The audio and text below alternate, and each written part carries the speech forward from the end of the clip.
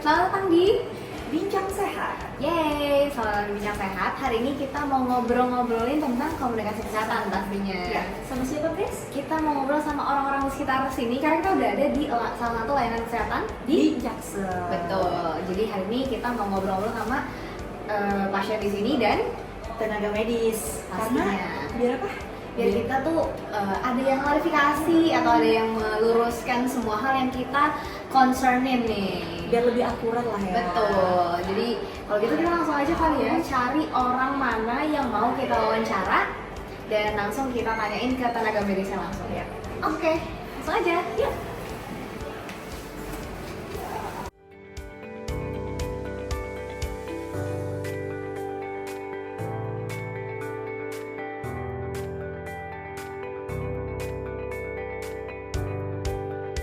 Oke guys, sekarang kan kita udah sama dua narsum kita nih, dan kebetulan juga jadi pengguna layanan kesehatan di salah satu Layanan kesehatan di daerah Jakarta Selatan ya. Nah, kita mau tanya-tanya juga kira-kira Mbak berdua apakah pernah mengalami isu etika komunikasi kesehatan atau mungkin juga pernah melihat di luaran sana tentang etika komunikasi kesehatan sendiri gitu. Tapi sebelumnya boleh diperkenalkan terlebih dahulu dirinya. Halo, perkenalkan nama aku Sepi, mahasiswa dari Jakarta. Halo, aku Rifa, mahasiswa dari Jakarta. Nah, kira-kira Mbak pernah nggak sih mengalami kasus etika komunikasi kesehatan yang lumayan mengganggu pikiran Mbak dan kayak perlu dipertanyakan juga gitu? Kalau dari aku sendiri, aku tuh sering banget lihat di media sosial yang berkenaan sama privasi dan kerahasiaan. Kalau dalam etika komunikasi kesehatan, seorang nakes yang mencoba buat menghibur pasien yang lagi kontraksi, lagi proses melahirkan. Jadi Ini di sosial media? Iya, di sosial media, di TikTok terutama. Di oke. TikTok. Jadi pasiennya ini lagi berusaha melahirkan, tapi dia malah joget-joget gitu, yang tujuannya itu untuk menghibur gitu, untuk menghibur pasiennya supaya mungkin lebih rileks gitu. Tapi menurut aku sendiri itu tuh udah mengganggu etika sih, karena itu kan udah melanggar privasi pasien itu sendiri, karena dia kan lagi melahirkan. Apalagi di-upload ke sosial Apalagi media di-upload ya? ke sosial media, benar. Gitu. Tapi berarti kalau dari Mbak sendiri pernah mengalami secara langsung atau baru waktu melihat konten itu dan kayak kaget sendiri gitu? Aku belum pernah mengalami secara langsung, jadi aku lihat dari konten itu aja sih sebenarnya. Gitu. Dan aku penasaran sih gimana kenyataannya gitu, apakah memang itu tuh diperbolehkan dalam dunia medis, dalam dunia kesehatan atau enggak gitu. Oke. Jawabannya mungkin akan kita tanyain juga secara langsung ya sama tenaga kesehatannya nanti. Boleh. Langsung aja kalian ke Kak Rifa nih. Kak Rifa, apakah pernah mengalami atau punya kayak Mbaknya tadi juga melihat di sosial media yang sekiranya bikin Mbak juga ngerasa kayaknya harusnya nggak boleh kayak gitu-gitu, pernah nggak sih Mbak? Kalau aku juga pernah lihat dari media sosial juga ya, dari TikTok juga kebetulan. Ini mengenai informed consent atau persetujuan pasien kepada dokter. Jadi waktu itu aku lagi lihat kalau misalnya ada seorang ibu hamil yang ternyata anaknya lahir Down syndrome, dan menurut dia itu harusnya dokter sudah menyampaikan bahwa beliau mengandung janin Down syndrome pas kehamilan, tapi ternyata tidak diberitahu. Jadi beliau juga kayak merasa kayak dibohongi oleh dokter tersebut, kayak gitu sih. Oh, berarti dia case itu kayak dia tuh meluapkan kekecewaannya melalui sosial media. Iya. Dan dari segi kedokteran nanti kita tanya kali ya Grace ya, apakah Bagaimana emang persetujuan pasien terhadap dokter? Apakah hal tersebut harusnya diinformasikan atau tidak Iya, gitu kan? Tapi itu berarti kalau di komen-komennya gimana? Kira-kira konten tersebut komennya pada positif atau kayak justru menjelekkan si pasien atau sebaliknya gitu, atau si Awal-awal sih kontennya memang mempertanyakan dokter tersebut ya, kenapa tidak diberitahukan sejak awal kayak gitu. Kalau konten yang aku lihat sih dari komen-komennya itu pada kaget sih, kok malah joget-joget yang lagi melahirkan gitu. Emang nggak kasihan sama yang lagi lahirkan sih. Oke. Jadi kita nanyain juga kira-kira harusnya kayak gimana sih prosedurnya dan boleh banyak atas konsep yang disampaikan. Nanti kita coba cari tahu lebih lagi ya jawabannya. Halo teman-teman, hari ini kita udah kedatangan salah satu tenaga medis yang juga lumayan relate ya sama apa yang sudah dibahas tadi oleh kedua narasum kita. ya, sama dua narasum kita sebelumnya. Jadi kita mau nanyain juga kira-kira sebenarnya dari tenaga medis itu harusnya bagaimana dan prosedurnya kayak gimana ya. Oke, boleh Ibu diperkenalkan terlebih dahulu. Baik, terima kasih atas kesempatan di hari ini. Saya namanya Intan, bekerja di Pemda DKI di pasnya itu di Jakarta Selatan. Ibu profesinya berarti sebagai apa? Bidan. Saya ini seorang bidan. Oh, oke. Oke, Ibu. Jadi tadi kita udah ngobrol-ngobrol sama dua narasum kita. Ah. Jadi ada dua pertanyaan. Yang pertama itu dua kasus lah ya. Ya, dua kasus. Yang pertama itu tentang etika seorang tenaga kesehatan, di mana ketika sedang melayani pasien yang hendak melahirkan atau lagi di fase-fase kontraksi, betul. dia itu kayak berniat untuk menghibur pasien dengan mengkonten joget-joget gitu. Jadi apa ya? Apakah itu secara etika diperbolehkan atau Sebenarnya ada peraturan yang sebenarnya nggak boleh tenaga medis untuk melakukan bikin konten waktu pasien lagi ABC seperti itu. Kira-kira atau tanggapan dari Ibu sendiri gimana sama tenaga medis yang melakukan hal tersebut? Ya, ini kan udah mau bersalin ya. Orang bersalin itu pasti ada rasa mulus namanya. Iya. Kalau di kita itu, karena sebentar lagi itu baik jalan lahir perutnya. Kalau seorang tenaga kesehatan itu joget-joget kan kayaknya kontroversi ya. Mestinya kan dia empati dong, empati bahwa untuk bagaimana merubah mindset pasien sehingga bisa menerima kenyataan mulus itu adalah proses alami, sehingga mengadop dia bahwa saya dan bayi saya akan lahir sehat, saya sampai pulang sehat juga. Artinya ibu dan bayi pulang sehat. Nah, dengan kita menghibur mindset dia, tidak semua orang bisa sampai persalinan merasakan mulus. Banyak juga orang tidak bisa hamil, apalagi sampai melahirkan. Ada di tengah jalan keguguran.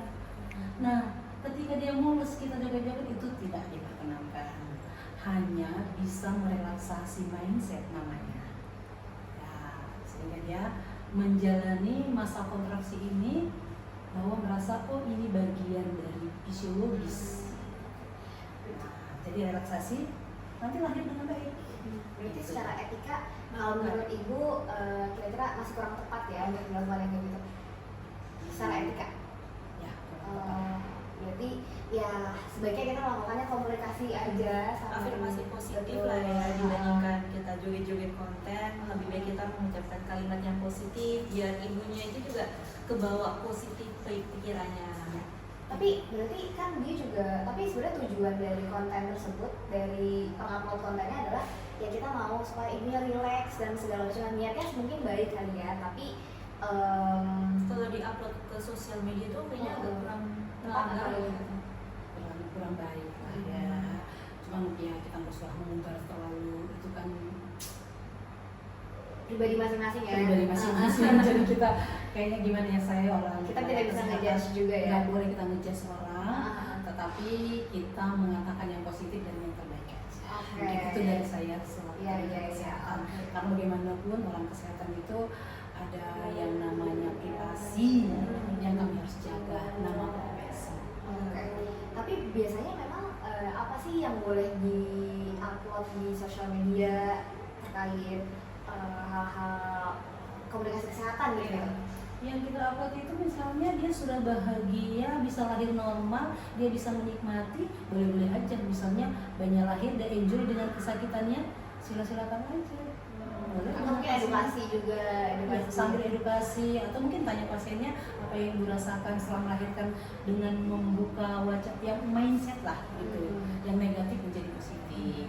Oke, itu malah bagus untuk ibu-ibu yang sebelumnya atau mungkin yang mau lahir nantinya. Terus ada juga nih tadi yang kedua, kasus kedua itu Down syndrome. Nggak sabar ya, nanti dikat ya. Oke, ada lagi salah satu kasus yang juga diungkapkan sama narasumber kita yang lainnya, yaitu ada pasien Down syndrome, pasien Lahir mungkin ya. bukan ibu hamil yang memiliki janin yang pas melahirkan tuh anaknya Down Down syndrome, syndrome. tapi dia tuh mengapa juga kan tentang keluh kesahnya di sosial media. Dia kayak mengatakan kalau ada komen-komen emang sebelumnya nggak diperiksa janinnya, jadi apa emang nggak ketahuan pas saat hamil itu. tidak diinformasikan terlebih dahulu sama Tidak tenaga di- kesehatannya, seperti itu. Kira-kira tanggapan ibu sama kasus tersebut bagaimana, dan apakah benar seperti itu, atau kayak apakah sebenarnya nggak boleh dikasih tahu memang, atau gimana gitu dari Buat menjaga perasaan ibunya. Ya. Saya seorang bidan ya. Memang banyak pasien yang kita periksa, yang kita temukan kira-kira yang nggak sesuai kita pasti kasih. Itu ada yang 4D, ada juga yang namanya peto maternal. Jadi peto maternal itu sebetulnya ketahuan dia ini, anak ini ada kelainan tidak, karena dilihat bisa dilihat dari segala sisi. Namanya peto maternal, dan itu tidak semua rumah sakit kayak RCM. Tapi kalau rumah sakit IPD belum. Oke. Nah, kalau memang ada biasanya dokter menyampaikan. Sudah Artinya, disampaikan berarti? dan dikonseling. Jadi nggak dibilang begitu saja, enggak. Konseling supaya dia juga berpikir secara positif sampai dilahirkan, nggak mungkin juga dilahirkan. Berarti prosedurnya harusnya sudah dikasih tahu atau gimana? Kalau untuk mendetailnya dia seperti apa dan sindromnya itu pasti belum dikasih tahu. Cuma mungkin ini tidak mungkin kita obatin, kalau mau diobatin sama dokter. Biasanya kita nggak bidan yang ngerjain seperti itu. Kita hanya menentukan dia ini kondisinya tidak sesuai dengan usia kehamilan, kita rujuk ke dokter yang cocok. Ya kalau apalagi dia ada kasus, kita akan kirim ke bagian peto maternal. Kalau itu biayanya sangat mahal. Berarti nggak di semua rumah sakit ada alatnya gitu Peto ya? maternal itu tidak. Biasanya kalau rumah sakit yang di bawah RCM ada 4D aja, 4 dimensi. Berarti kalau kayak gitu, kalau mau, berarti nggak semua orang dapat informasi kalau anaknya Down syndrome, Bang? Enggak. Oh. Terus gimana dong kalau ada orang nih di rumah sakit terus tiba-tiba dia mengalami punya bayi yang Down syndrome tapi ya nggak tahu gitu, bisa terjadi kah atau gimana? Bisa aja, misalnya dia jarang kontrol. Nah, sementara kalau dia itu kan minimal 6 kali, itu menurut standar nasional di Indonesia ini. Mungkin dia nggak sampai kontrol sampai 6 kali sehingga tidak terdeteksi lebih awal.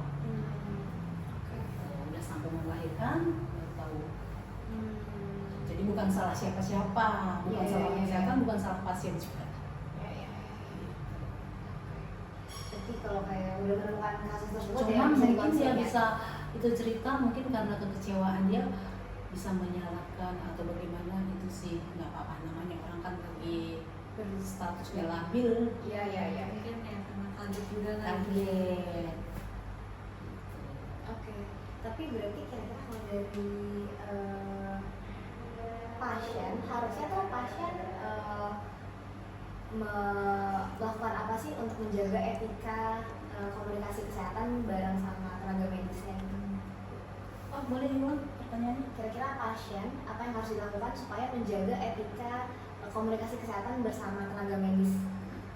Ya dia sih kalau di DKI itu dia bisa melaporkan ke WhatsApp di setempat dia kerja, atau dia bisa langsung ke presiden juga bisa. Oh, kalau ada keluhan. Oke, komunikasi kesehatannya berarti bisa melalui keluhan tersebut Iya. ya.